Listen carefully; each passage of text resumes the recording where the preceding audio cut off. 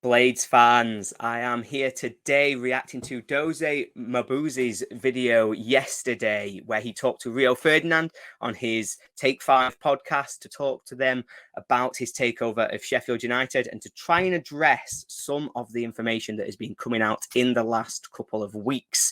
So this is going to be a 5 things that we learned. And the first thing that we learned about Dozy Mmobuosi is that he absolutely loves a Guinness and that he exists. 2 things I know that we were all dying to know because we're Sheffield United and we have been burned before. So he exists, he loves Guinness, and I think when the opportunity comes, the drinks will be on him.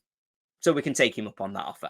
The second thing that we learned is that he is indeed the person who is actively involved in buying Sheffield United. Now, this is one of those scenarios where, yes, it has been reported, and yes, I think we all knew it anyway, but it's nice to have it confirmed from the horse's mouth. He's going through the EFL owners and directors test, and he believes he has given all the information necessary to the EFL to ratify his purchase of Sheffield United. Now, as part of that process, he says he's going to demonstrate that he has appropriate liquidity, that he is a serious businessman, and that the concerns that have come out in the last few weeks are not the true reflection of what his business looks like. Now, this was intended to be a silent process where they were going to wait for the EFL to ratify it, and then both Dozy and the Prince were going to release a joint statement where they were going to come out together and they were going to say, now this has taken place, this is who has bought Sheffield United, and this is his current status. Now, unfortunately, they weren't in a position that they could do that because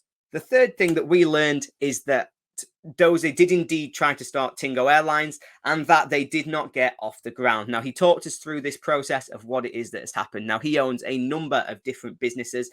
He started in financial agriculture where he was working with farmers. He's trying to make sure that Africa can be self-sustaining, but also can offer food into the market now. Rather than selling cocoa and buying chocolate, they can produce their own chocolate and then trade it out, for example. He is also interested in a number of other different types of business, and one of those is airlines, at which point he tried to set up Tingo Airlines. Now, we've all seen the articles in the last couple of weeks where the suggestions are that Tingo Airlines never owned planes, never managed to do any flights, and never really was registered properly. Now, he did indeed confirm that actually most of that is true. So he tried to set up Tingo Airlines in 2019. As part of that, he was at that time, I believe, leasing a home in London. And because they had to try and set up and get the appropriate things in place before they could get offices, he registered that business at his leased house in London. They were going through the process of getting planes. They were going through the process of starting up this business when COVID-19 hit. And he decided that actually it really wasn't worth the hassle that he was having to go through to try and establish this business. Instead of doing that, he instead went around and he invested in a Nigerian business. It's going to be called Tingo. I believe originally it has been called Tingo Blue. They've been working on private sort of travel, private aircraft, and I believe they are looking at going into commercial aircraft. And this is all from what Dozy was telling us. I think obviously we take that with a pinch of salt potentially, but also I think we need to believe what he's trying to say. Look, all he can do is come out and try and defend himself. And I completely respect the decision that he would do that.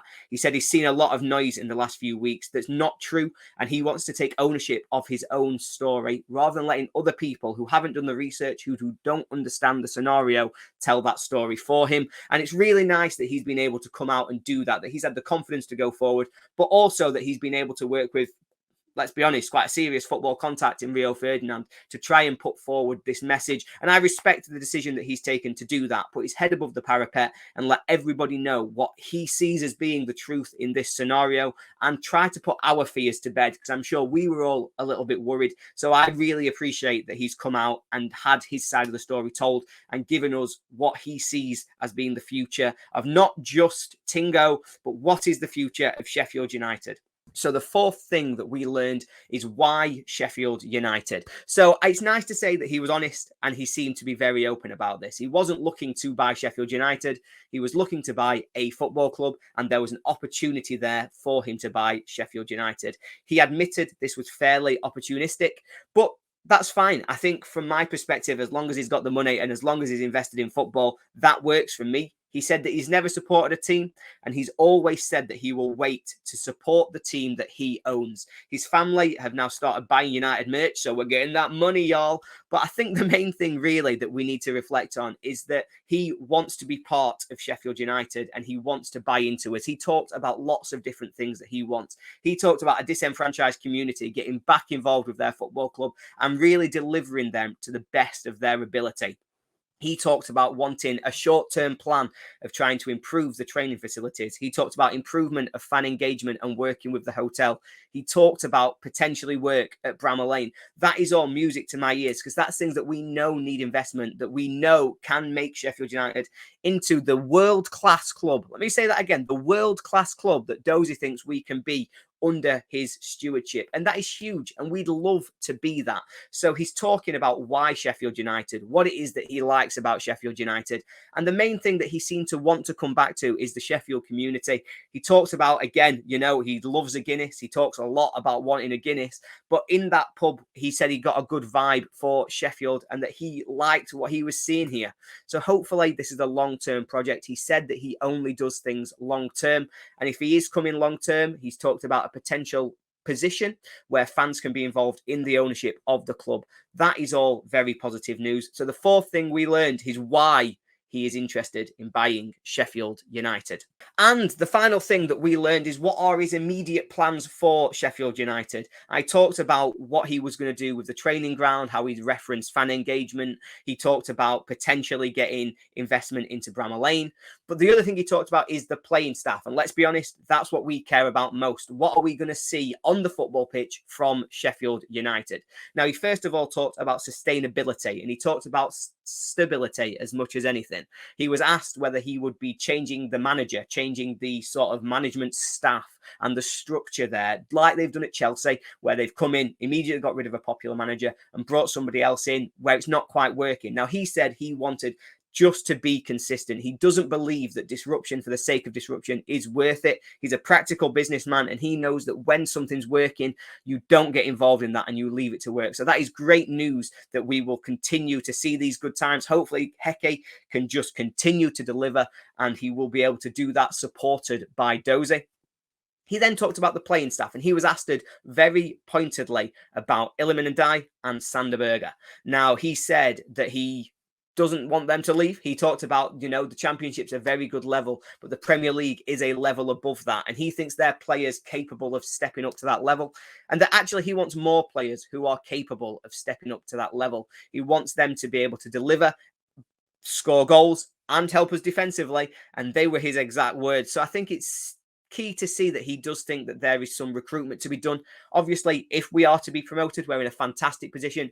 I think we'd be looking at recruitment anyway, but it's nice to hear that we're not going to be held back, that we're not going to be having changes to our management or selling any of our key players.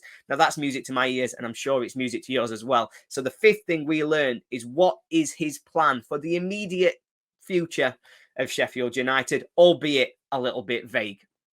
And I'm now going to give you a bonus sixth thing. The sixth thing we learned is that sometimes as Sheffield United fans, it's just okay to be excited from time to time. You know, I'm a Sheffield United fan. I've supported them all my life. Been a season ticket holder now for, 23 years, something like that, since I was about 4 years old. And generally speaking, when things go well for United, there's something round the corner that's just going to come and take that away from us. But that means that we have to really embrace and enjoy these really exciting times. And this is one of them. You know, we're on the brink potentially of promotion to the Premier League. We've got however many games left to really get ourselves over the line. We've then got potentially a fairly rich new owner coming in who is saying the right words. Now, will this work out? I have no idea. I can't say yes or no, particularly not based on that interview. It's 30 minutes and it's not that in-depth, to be honest, in terms of what we think we're going to see for United. But what it does do is it dispels some of those rumours, some of those myths, some of those fears that have come out in the last couple of weeks. And therefore, what it's done is give me the ability to say, yes, you know what? It is okay to be excited. It's okay to look at this and go, are we going to get a billionaire owner? Because we might do. And he might help us be an actual force at some point in the future. He might not. But I'm going to be excited about it because that's what being a football fan is. And to be honest, Blades, it's exactly what we deserve. So, yes, we've learned it's okay to just get excited sometimes.